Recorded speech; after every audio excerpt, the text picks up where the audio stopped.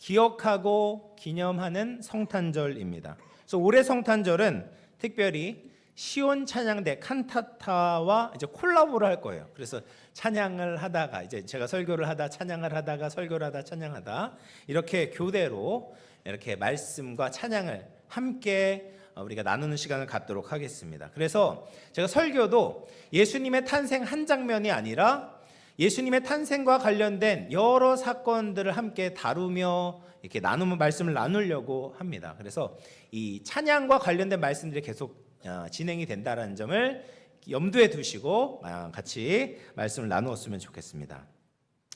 여러분, 예수님이 태어나셨던 그 이스라엘의 상황이 어떠신지 아십니까? 그때는 평안이 있고 기쁨이 있고 행복이 넘치던 때가 아니었습니다. 비참했고요, 불안한 때였어요. 이스라엘이 바벨론 포로로 잡혀간 이후에 계속해서 강대국 속국으로 지내고 있었습니다. 예수님의 때에는 로마의 속국으로 고통을 받고 있었습니다. 여러분, 우리는 다른 나라의 지배를 받는 서름과 아픔에 대해서 잘 알고 있죠. 일제강점기에 창씨 개명, 또 신사참배, 일본어 교육과 같은 민족 말살 정책이 우리나라에서도 시행이 되었습니다. 많은 한국인들이 강제징용이 됐고 또 여성들은 위안부로 동원이 되어서 인권 침해를 겪었습니다. 그런데 유대인들은 몇십 년이 아니라 500년이 넘는 시간 동안 강대국들의 속국이 되었다라는 거예요. 그러니까 얼마나 비참하고 힘들었겠습니까? 그런데 이스라엘이 그렇게 망하게 된 이유가 있었습니다. 이스라엘의 진짜 왕이신 하나님을 버렸기 때문이죠. 하나님의 말씀을 듣지 않았고 기뻐하지 않았기 때문이었습니다. 하나님은 이런 이스라엘의 근본적인 문제점을 해결하기 위한 메시아를 준비하셨습니다. 이사야서 40장 5절 말씀을 같이 읽어보겠습니다. 시작. 여호와의 영광이 나타나고 모든 육체가 그것을 함께 보리라. 이는 여호와의 입이 말씀하셨느니라. 그 왕은 인간 왕이 아니라 하나님의 아들 예수 그리스도이셨던 거죠. 그래서 예수님께서 왕으로 오셔서 우리에게 하나님의 말씀을 알게 하셨고 하나님의 뜻을 깨닫게 하셨어요. 여호와의 영광을 보게 하셨고 하나님께 가까이 나아갈 수 있는 길을 열어주신 것입니다. 그러므로 우리는 예수님의 오심을 기억하며 준비해야 합니다. 어떻게 준비할까요? 광야에서 외쳤던 세례 요한의 메시지와 같이 회개해야 되는 것이죠. 우리의 마음이 가난해야 됩니다. 애통해야 합니다. 온유하며 의에 줄이고 목이 말라야 합니다. 세상 속에서 예수님 없이 즐거워하던 삶의 방식을 버리고 이 시간 우리의 마음을 예수님께 내어드리기를 소원합니다.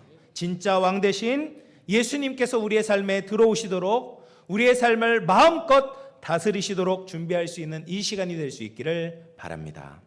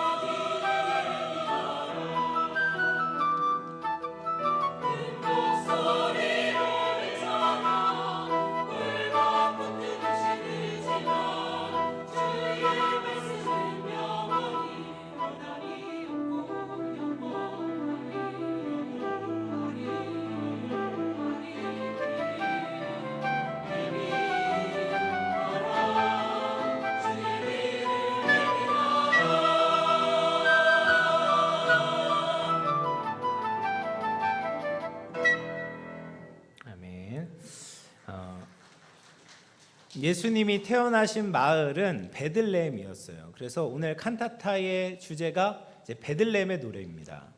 예수님의 육신의 부모였던 요셉과 마리아가 살던 곳은 어디였냐면 갈릴리의 나사렛이었습니다. 근데 마리아가 임신을 하고 출산이 임박한 그때에 로마 황제 아우구스투스가 인구조사를 명령하게 됩니다. 로마는 속국을 통제하고 세금을 효과적으로 거두기 위해서 인구조사를 시행하곤 했는데 하필이면 마리아가 출산이 임박한 그때에 로마는 이제 인구조사를 명령하게 된 것이죠. 요셉과 마리아가 얼마나 당황했겠습니까? 요셉이 호적 등록을 하기 위해서는 베들레헴까지 여행을 떠나야 되는 것이죠. 그래서 나사렛에서부터 베들레헴까지의 거리가 약 150km가 됩니다. 그래서 이 만삭의 몸을 이끌고 마리아가 150km를 걷는다는 것이 얼마나 힘들고 어려운 일이었겠습니까? 그래도 로마 제국의 명령이니 요셉과 마리아는 베들레헴으로 떠났습니다. 근데 베들레헴에 도착을 했는데 인구조사 때문에 방문객이 너무 많이 몰려들어서 요셉의 가족들이 지낼 방이 없었던 것이죠. 그래서 어쩔 수 없이 한 유대인의 집에 가축들이 이렇게 머물고 있는 그 마국간에서 어쩔 수 없이 마리아가 아기 예수님을 낳게 되는 것입니다. 요셉과 마리아가 예수님을 베들레헴에서 낳게 된 것은 하나님의 말씀을 성취하는 것이었습니다. 미가서 5장 2절을 보면 베들레헴 에브라다야 너는 유다 족속 중에 작을지라도 이스라엘을 다스릴 자가 내게서 내게로 나올 것이라 그의 근본은 상고에 영원에 있느니라. 베들레헴 에브라다는 유다 족속 중에서도 작은 고을이었지만 굉장히 중요한 장소였습니다. 이곳은 룻의 남편이었던 보아스의 고향이었고 보아스의 아들이었던 이새의 고향이었고 이새의 아들이었던 다윗의 고향이기 때문입니다. 그래서 다윗이 거기서 태어났고 성장했고 기름 부음을 받았던 곳이었던 거죠. 그래서 하나님은 미가의 입술을 통하여서 베들레헴에서 또다시 다윗과 같은, 아니 다윗보다 훨씬 더 위대하고 놀라운 메시아가 태어날 것이다 라고 예언을 했습니다. 근데 하나님은 정말 놀라운 방법으로 이 예언을 성취하셨습니다. 천사가 알려줘서 요셉과 마리아가 베들레헴으로 이동한 것이 아니었습니다. 예언을 잘 알고 있던 어떤 목사님이 요셉과 마리아에게 강권하여서 베들레헴으로 이동한 것도 아니었어요. 로마 황제의 명령 때문에 이 예언이 성취가 되었다라는 거예요. 여러분 얼마나 놀랍습니까? 하나님은 로마 황제보다 높으신 분이죠. 하나님은 로마 황제보다 지혜로우신 분이고 하나님은 로마 황제도 사용하실 수 있는 분입니다. 로마 황제는 자신의 정치적인 야욕 때문에 인구조사를 명령했지만 그것조차도 하나님의 크신 뜻 안에 있었다라는 거예요. 여러분 우리는 로마 황제와 같이 예측 불가능한 세상의 정책들 안에 끌려가는 것처럼 느껴질 때가 많습니다. 지금 대한민국의 경제가 굉장히 어수선하고 경제적, 사회적으로 어려운 시기를 보내고 있습니다. 또 전 세계는 앞으로 어떻게 될지 저는 알지 못하겠습니다. 그럼에도 우리는 하나님을 바라보아야 합니다. 하나님을 경외해야 합니다. 하나님은 이 세상의 어떤 통치자보다도 높으시고 위대하신 분입니다. 우리가 하나님을 의지하며 살아가게 될 때 하나님께서는 상상도 못할 방법으로 우리의 삶 속에서 하나님의 계획과 뜻을 이루실 줄로 믿으시기를 바랍니다. 그래서 예수님께서 이 예언의 말씀을 이루시면서 베들레헴에서 태어나신 것은 의미가 있습니다. 베들레헴이라는 뜻은 히브리어로 떡집, 빵집을 의미합니다. 여러분 요즘 우리나라 사람들이 얼마나 빵을 좋아하는지 모르겠습니다. 그래서 관광지를 가면 꼭 베이커리 카페가 그렇게 많습니다. 그런데 유대인들에게 있어서 이 빵과 떡은요 우리나라 사람들처럼 간식의 개념이 아닙니다. 특별한 기호식품이 아니었어요. 그들에게 빵은 주식이었어요. 없어서는 안 되는 필수적인 음식이었습니다. 그리고 유대인들에게서 빵을 먹는다는 것은 하나님의 축복을 먹는 것으로 생각을 했습니다. 하나님께서 비를 주셔서 곡식이 자라게 하시고 거두게 하시는 거죠. 또 조상 대대로 내려온 그 누룩을 곡식 반죽에 섞어서 부풀리게 하고 그것을 구워 만드는 겁니다. 그래서 유대인들이 빵을 구워서 먹는 것은 현재 그들에게 주시는 하나님의 은혜를 먹는 것이고 또 조상 대대로 지켜주신 하나님의 은혜를 누리는 일이다라고 생각을 했던 거예요. 이렇게 자신의 생명에 없어서는 안 되는 빵이 만들어지고 나뉘어지는 곳이 베들레헴이라는 뜻입니다. 그런데 예수님께서 자기 자신에 대해서 뭐라고 말씀하셨냐면 요한복음 6장 35절 말씀 보시면 같이 읽어보겠습니다. 시작. 예수께서 이르시되 나는 생명의 떡이니 내게 오는 자는 결코 줄이지 아니할 터요 나를 믿는 자는 영원히 목마르지 아니하리라. 예수님은 자기 자신이 생명의 떡이다라고 말씀하세요. 사람들이 영원한 생명을 얻기 위한 하나님의 은혜와 사랑 그 자체가 바로 예수님이시라는 말입니다. 그 생명의 떡이 떡집에서 태어나신 거예요. 여러분, 예수님은 생명의 떡이십니다. 믿으십니까? 예수님은 우리에게 생명을 주시는 분이에요. 그래서 예수님의 생명을 먹는 자는 줄이지 않고 목마르지 않습니다. 그러나 예수님을 믿지 않는 자는 다른 곳에서 헛된 떡을 얻으려고 기웃거리게 되는 것이죠. 다른 곳에서 기쁨을 얻으려고 하고 사랑을 얻으려고 하고 자신의 생명을 보호하려는 어떤 안전장치를 얻으려고 합니다. 근데 다른 곳에서는 그런 것을 얻을 수가 없습니다. 오직 하나님께로부터만 그런 것들이 나오게 되는 것이죠. 그리고 그 하나님께로 나아가는 유일한 길은 예수님밖에는 없습니다. 그래서 우리는 예수님을 믿어야 하는 거죠. 예수님의 진리와 예수님의 생명이 우리 속에 역사하셔야 합니다. 우리를 향해 생명의 떡을 부족함 없이 베풀어 주신 하나님의 크신 사랑에 감사와 영광을 돌릴 수 있는 시간이 될 수 있기를 주의 이름으로 축복을 드리겠습니다.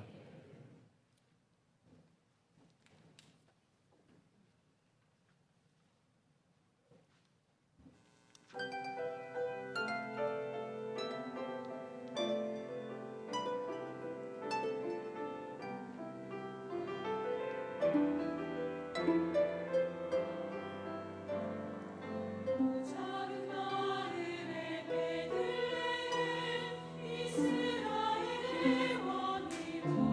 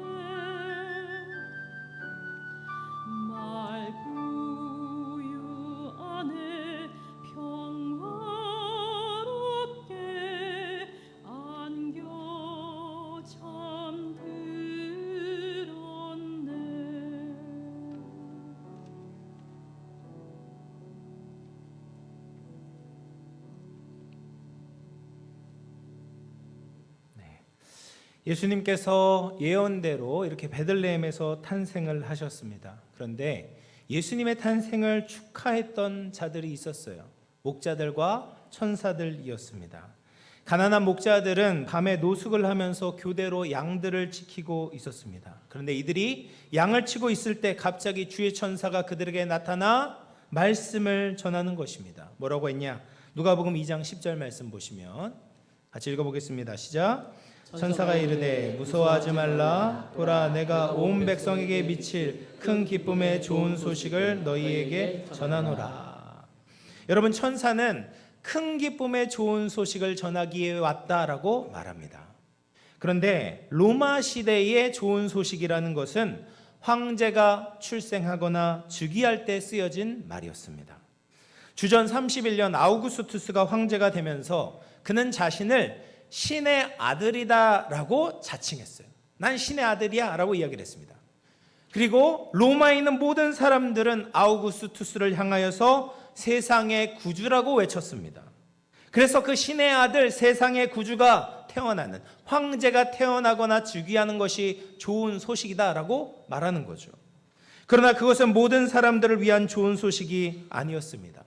일부 로마 시민권자들에게는 좋은 소식이었지만 힘과 폭력으로 점령된 대다수의 식민지 백성들에게는 슬프고 비참한 소식이었습니다. 그러나 예수님의 탄생은 달랐죠. 예수님은 온 백성을 향해 큰 기쁨의 좋은 소식이 되어 주셨습니다.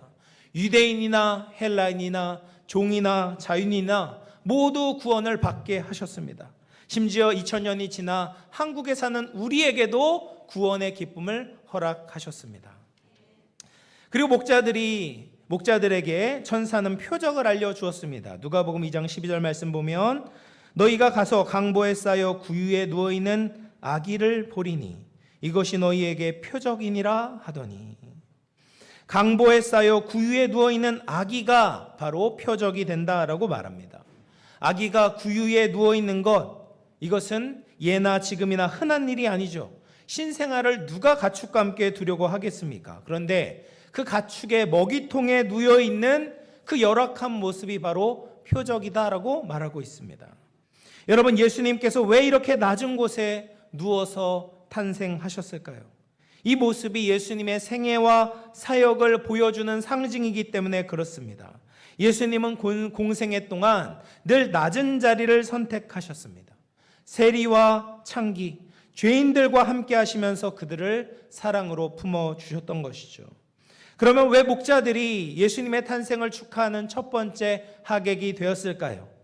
목자들은 예수님의 낮은 자리로 따라갈 수 있는 준비가 되어 있었기 때문이죠. 세상의 높은 자들은 이 기쁜 소식을 들었어도 구유에 가지 않았을 것입니다. 베들레헴의 초라한 메시아를 인정하지 않았을 것입니다. 그러나 양을 치고 가축을 치던 목자들에게는 예수님께서 구유에 누워 있다는 것은 반가운 소식이었던 것이에요. 그들과 같이 낮아지셨다는 것은 기쁨의 소식이었던 것입니다. 그렇게 목자들에게 큰 기쁨의 좋은 소식을 전하고 나서 수많은 천군 천사들이 하나님을 찬송하는 것입니다. 누가복음 2장 14절 같이 한번 읽어보겠습니다. 시작. 지극히 높은 곳에서는 하나님께 영광이요 땅에서는 하나님이 기뻐하시는 사람들 중에 평화로다 하니라. 지극히 높은 곳에서는 하나님께 영광이 되었다라는 거예요. 예수님은 하나님이시기 때문에 당연히 그 존재 자체가 영광스러운 분입니다. 그런데 특별히 예수님의 탄생과 관련해서 하나님께 더욱더 영광이 되었다라는 말입니다. 여러분, 인간은 원래 인간의 자리를 지켜야 했습니다. 창조주이신 하나님 앞에 철저히 낮아지고 하나님의 말씀에 순종해야 했습니다. 그런데 첫 번째 인간인 아담부터 자신의 낮아지는 것을 택하지 않았습니다. 하나님처럼 되겠다라는 헛된 야망을 품고 자신을 높이려고 했습니다. 이것이 죄의 본질이고 죄인인 인간이 하나님께 영광을 돌릴 수 없는 이유입니다. 그런데 예수님께서는 인간이 되셨죠. 하나님 앞에 철저히 낮아지셨습니다. 모든 것을 하나님의 뜻대로 행하셨습니다. 예수님은 낮아지셔서 성육신하셨고 낮은 자리에 사셨다가 낮은 자리에서 돌아가셨습니다. 그 높으신 하나님의 아들이 낮아지셨을 때 하늘의 하나님께서 영광을 받으셨던 겁니다. 뿐만 아니라 예수님의 성육신에 대해 천사들이 두 번째로 뭐라고 찬양합니까? 땅에서는 하나님이 기뻐하시는 사람들 중에 평화로다. 예수님의 낮아지심은 사람들에게 평화를 가져왔습니다. 죄로 인해 하나님과 인간 사이에 깨어진 평화를 회복시키셨습니다. 뿐만 아니라 사람들 사이에도 평화를 가져오셨습니다. 높이 올라가려는 세상의 구조 속에는 시기와 질투와 다툼과 분쟁이 판을 치고 있었습니다. 그런데 예수님께서는 그의 낮아지심을 통해 이 땅에 완전히 새로운 질서를 가지고 오셨습니다. 예수님의 겸손을 믿고 따르는 사람들에게 평화가 찾아오게 된 것입니다. 여러분, 예수님은 낮은 곳에서 태어나셨습니다. 그리고 예수님을 만나기 위해 낮아지려는 그 사람이 예수님을 찬양할 수 있습니다. 성탄절 예수님이 계신 말구유로 우리의 마음을 낮출 수 있기를 바랍니다. 그곳에 예수님이 계시고 그곳에서 하나님이 영광을 받으십니다. 우리가 예수님처럼 낮아질 때 천사보다 더 영광스러운 찬양을 올려드릴 수 있습니다. 주님의 은혜와 사랑을 기억하며 겸손한 마음으로 예수님을 찬양하는 복된 시간이 될 수 있기를 주님의 이름으로 축원을 드리겠습니다.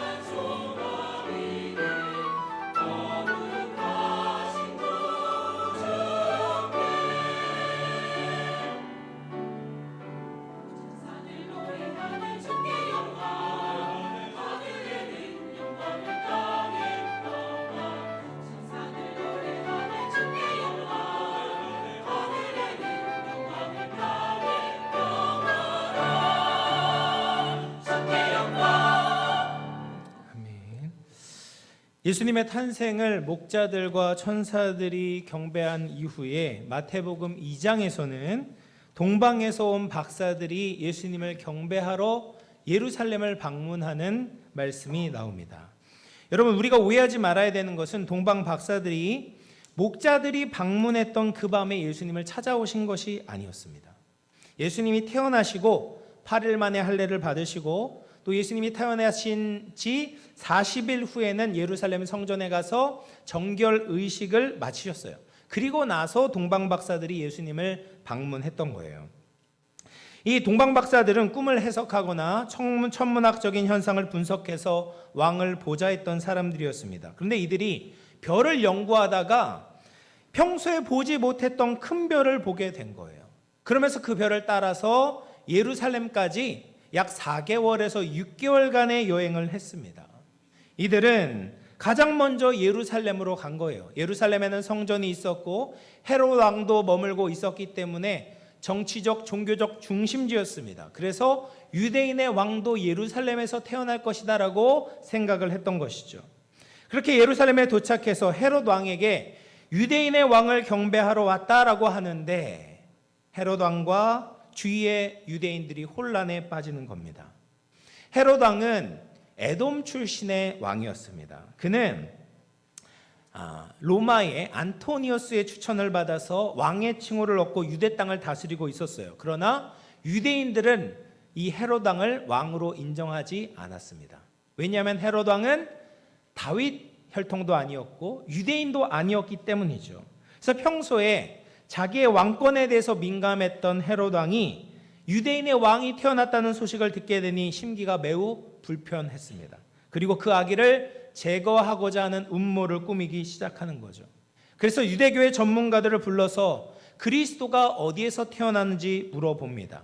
그들은 미가서의 예언을 따라 유대 베들레헴에서 아기가 나올 것이다 라고 대답을 했습니다. 헤롯이 박사들을 은밀히 불러서 별이 나타난 때를 자세히 묻고 아기를 찾으면 자기에게도 알려주어서 그를 경배하게 해달라고 요청을 합니다. 동방 박사들은 헤롯이 알려준 베들레헴으로 유대인의 왕을 경배하러 떠납니다. 별의 인도를 받고 가는데 별이 어느 집 위에 멈춰 서는 거예요. 그 집에 들어가 보니 아기 예수님과 어머니 마리아가 있었습니다.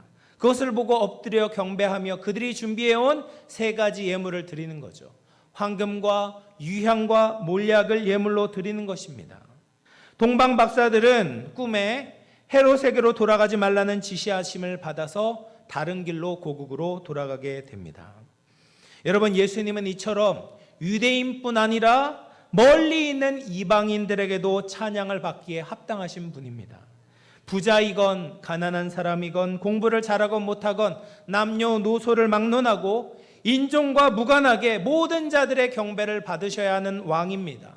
예수님은 온 세상의 주가 되시고 온 세상의 왕이 되시는 거예요. 이 예수님께 우리가 마음을 다하여서 목숨을 다하여서 뜻을 다하여서 경배하기를 원합니다.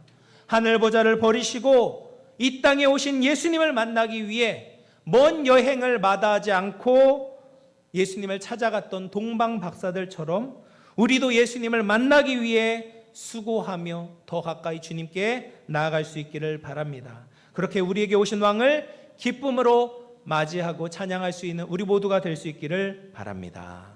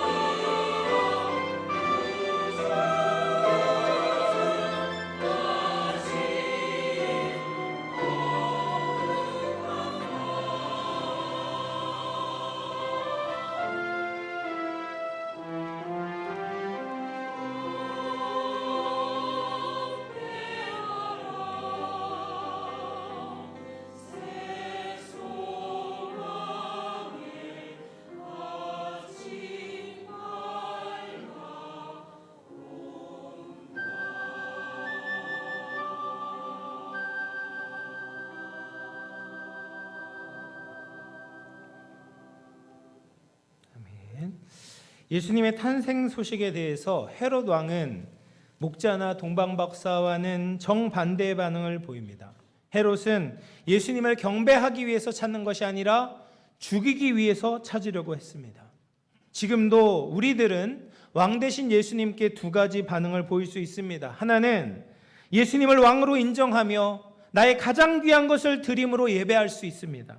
그러나 다른 하나는 내가 왕이라고 주장하면서 예수님을 무시하고 예수님을 내 인생에서 제거하려고 할 수 있습니다. 여러분, 자신이 왕이라고 생각하는 사람, 자신을 높이는 사람은 예수님을 경배할 수가 없습니다. 자기가 낮아지는 것을 견딜 수 없기 때문에 세상에서 씌워주는 가짜 왕관을 포기할 수 없기 때문에 구원자이신 예수님을 영접하지 못하는 것입니다. 여러분, 우리는 왕이 아닙니다. 예수님만이 진짜 왕이십니다. 평화의 왕, 사랑의 왕, 겸손의 왕을 찬양하는 대열에 동참하십시오. 나의 왕관을 내려놓고 나의 가장 소중한 것을 그분께 드리며 찬양하십시오. 우리를 위해 기꺼이 낮아지신 예수님을 기쁨으로 찬양합시다. 주님의 이름을 가장 높이 올려 드립시다. 우리를 사랑하신 예수님께 목자들과 같이, 동방박사들과 같이 전심으로 찬양할 수 있는 우리 영암의 모든 권석들 되시기를 주님의 이름으로 축원을 드리겠습니다. 마지막 칸타타 찬양 같이 들어보도록 하겠습니다.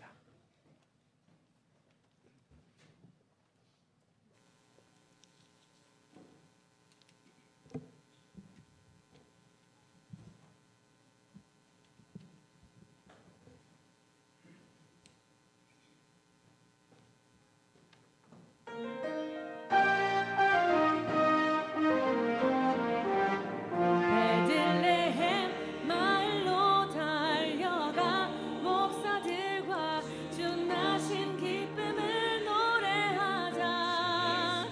동방의 박사들처럼 주 나신 곳에서 주님께 경배 드리자.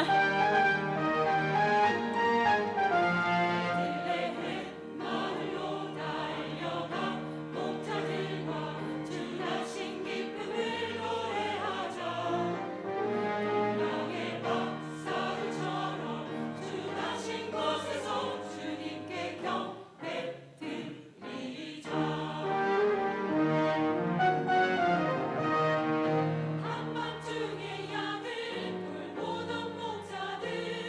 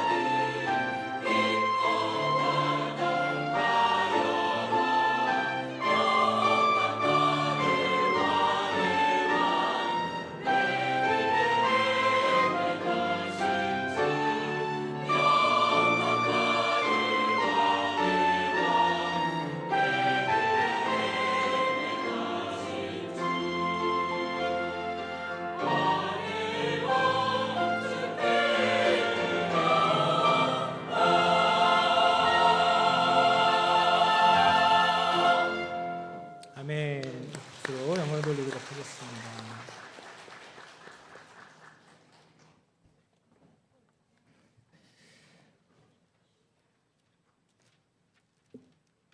앙콜곡이 있다고? 좋네. 네. 새로운 시도로 이렇게 같이 말씀과 또 이제 찬양을 함께 나누었습니다. 우리 영원한 왕 되시고 또 사랑과 평화의 왕 되신 우리 예수님께 감사와 영광의 박수 한번 올려드리고, 또 우리 수고한 시원 찬양대에게도 우리 격려의 박수를 드리도록 하겠습니다. 너무 잘하셨어요. 네, 그러나 앙콜곡을 안 들을 수가 없을 것 같습니다. 앙콜로 다시 한번 우리 하나님께 영광 돌리도록 하겠습니다.